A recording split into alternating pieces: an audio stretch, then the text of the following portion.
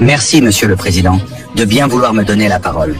Pourquoi la Russie n'a-t-elle pas apporté à l'Iran un soutien aussi clair, immédiat et massif que celui que les États-Unis ont apporté à Israël? Est-ce une divergence d'intérêts, un choix stratégique ou une volonté d'éviter une escalade directe avec l'Occident? Certains observateurs s'interrogent sur cette retenue, alors même que la Russie et l'Iran se présentent comme des partenaires stratégiques face à l'unilatéralisme occidental. Votre question est pertinente, et elle mérite une réponse claire. Vous me demandez pourquoi la Russie n'a pas apporté à l'Iran un soutien aussi visible, aussi bruyant que celui que les États-Unis ont offert à Israël. Mais vous oubliez une chose essentielle. La Russie n'agit pas pour l'image. La Russie agit pour l'équilibre. Et surtout, l'Iran n'est pas Israël. Israël est une puissance militaire, oui, mais une puissance qui dépend entièrement de l'aide américaine. Sans Washington, pas de bouclier antimissile, pas de soutien logistique, pas de couverture diplomatique. L'Iran, c'est tout le contraire. L'Iran est une puissance autonome, souveraine, avec une armée construite pour l'endurance et la riposte. Pendant 12 jours, le monde entier a vu la démonstration de cette force. Des missiles balistiques, hypersoniques, des drones, des frappes de précision. L'Iran n'a pas simplement encaissé, il a riposté avec puissance. Et cette riposte, elle s'est faite sans besoin de demander la permission à quiconque. Cela ne veut pas dire que la Russie est restée passive. Bien au contraire, nous avons apporté notre soutien sur le plan diplomatique en bloquant les manœuvres hostiles à l'ONU.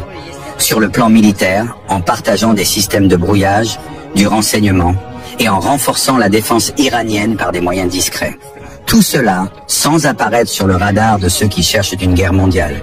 Mais le moment décisif, c'est celui-ci. Lorsque Donald Trump a compris que l'Iran tiendrait, et lorsque la Russie a envoyé un message clair, si Israël va plus loin, si l'Iran est frappé dans ses fondements, alors nous ne resterons pas silencieux. Ce jour-là, ce n'est pas l'armée américaine qui a arrêté Netanyahou, c'est la peur d'une riposte russe, c'est l'équilibre imposé par Moscou, et ce fut suffisant pour que Washington impose, en urgence, un cessez-le-feu. Pourquoi ne pas s'afficher comme les Américains? Parce que nous ne faisons pas de la politique spectacle. Nous ne cherchons pas à impressionner les médias. Nous cherchons à empêcher l'embrasement du monde. Une implication militaire directe aurait été un cadeau pour l'OTAN.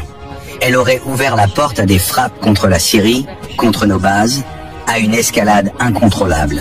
Et je ne suis pas président pour satisfaire l'émotion.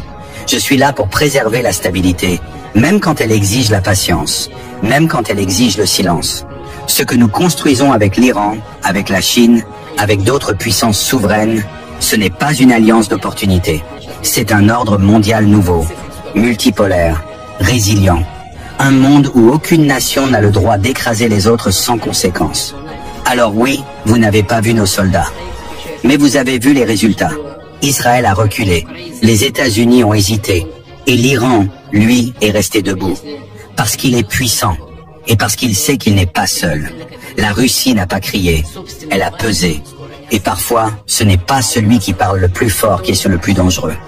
C'est celui dont le silence fait trembler les calculs des autres. Si vous partagez cette vision, si vous refusez la manipulation et la guerre par procuration, alors partagez cette vidéo. Faites entendre une autre voix, une voix souveraine, une voix libre.